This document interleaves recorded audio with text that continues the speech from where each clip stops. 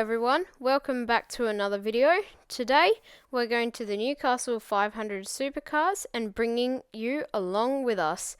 Let's go. After getting our ticket scanned, my dad and I headed for the first stand. This one was run by the army and had a really cool robot dog.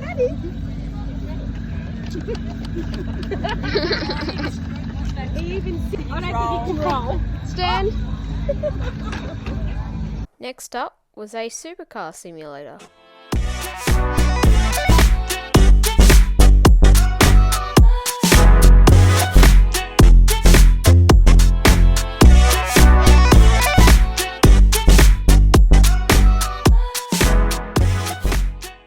Placed around the track were replicas of the new Gen 3 supercars. This was the Red Bull entry.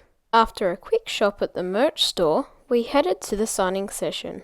Here I was lucky enough to meet the one and only Shane van Gisbergen and Brock Feeney, as well as all these other drivers. Next up was the Dunlop Super 2s having a practice.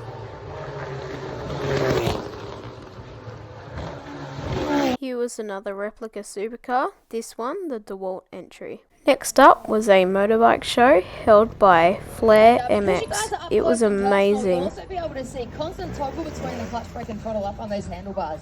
If you want to see this one, we need all the screaming, all the shouting, all the yelling, all the clapping of hands, anything you can do to make some noise. Let's do it right now. That's more like it. Check it out, our Flair rider getting it done out here, upside down on the 300cc Gas Trolls motorcycle. Give it up for our Flair rider, Brad Jenner. Come on, throw those hands, show some appreciation for our Flair rider. This was a practice session.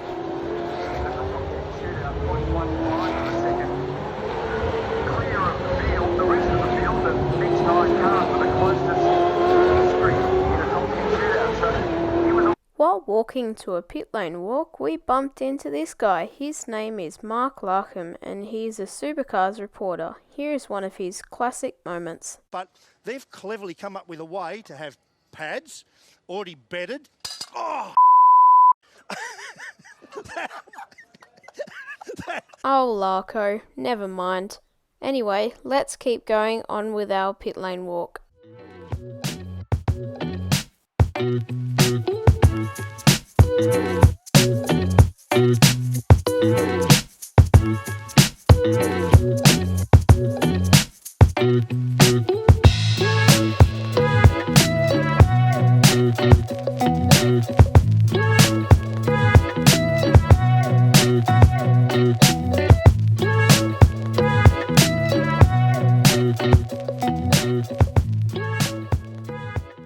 While exiting the pit lane walk, we met another Supercars reporter. Her name is Jess Yates.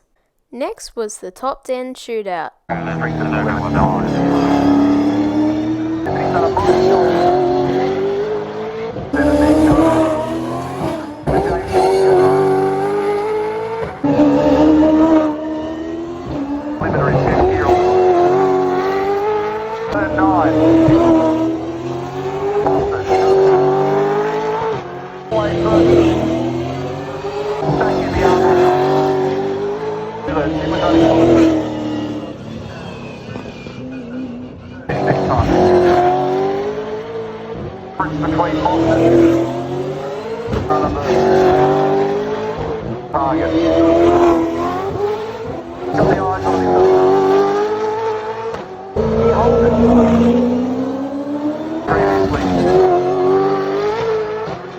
After the top 10 shootout, Red Bull Air Race World Champion Matt Hall, a former Royal Australian Air Force Top Gun who claimed 7 wins and 25 podium finishes, put on an air show.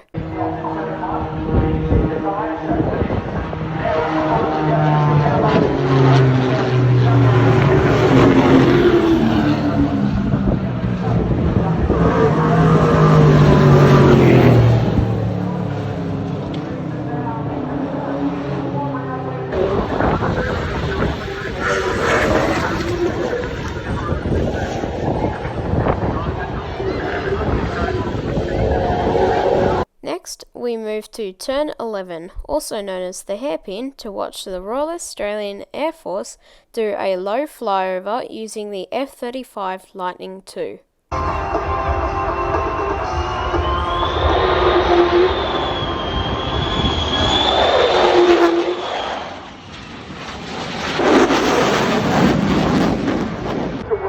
Where this plate is so that they can prepare. And here it comes. Come on, we've got one plate lined up. What do you want to do? Home Australia. Well, he took the pole. He needs to defend turn number 1. Yeah, good point.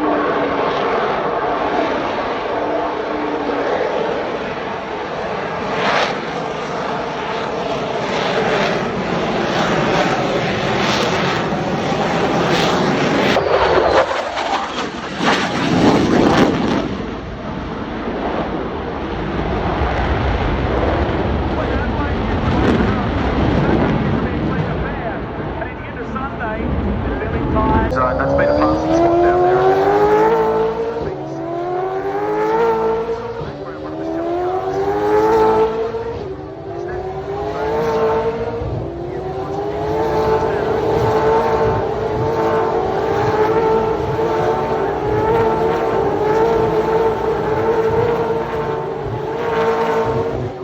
Then we moved to turn 12 to watch more of the action.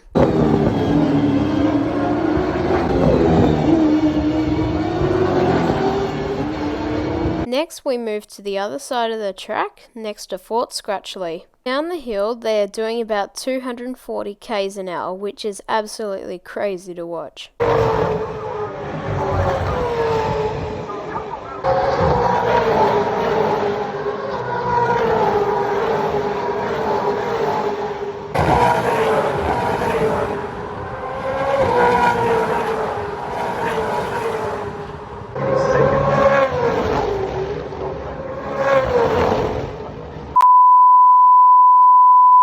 Unfortunately, the camera battery died and we couldn't film anymore, so here are the highlights to show you what happened. And then he rectified it with great pace and younger tyres, and off the back end we saw this terrific battle unfold between Shane Van Gisbergen and Chaz Mostert. Shane had 12-lap younger Dunlop tyres and he used them pretty well. There was a question mark around that move, turn 9, there was contact and he shuffled Chaz Mostert out of the way, and Ryan Walkinshaw asking what was that, Bruce Stewart as well, and then Chaz Mostert actually returned the serve down there at turn 11, but he had nothing in the way of firepower with the rubber on that car at the back end of it to be able to do anything about it. So in the final analysis, Shane Van Gisbergen gets the job done. He cops the champagne, gets the points, has the winner's grin, and he lines himself up perfectly, and we'll see what the appeal hearing means at the end of the weekend. So Van Gisbergen victorious over Mostert and David Reynolds. So that wraps up a great day at the Newcastle 500. Thanks for watching the video right to the very end. And if you enjoyed, could you please like and subscribe? By the way, every subscriber means a lot to me because this video has been hours in the making. If you subscribe, it tells me you love the video and it encourages me to make more content. But for now, I'll catch you in the next video. See ya!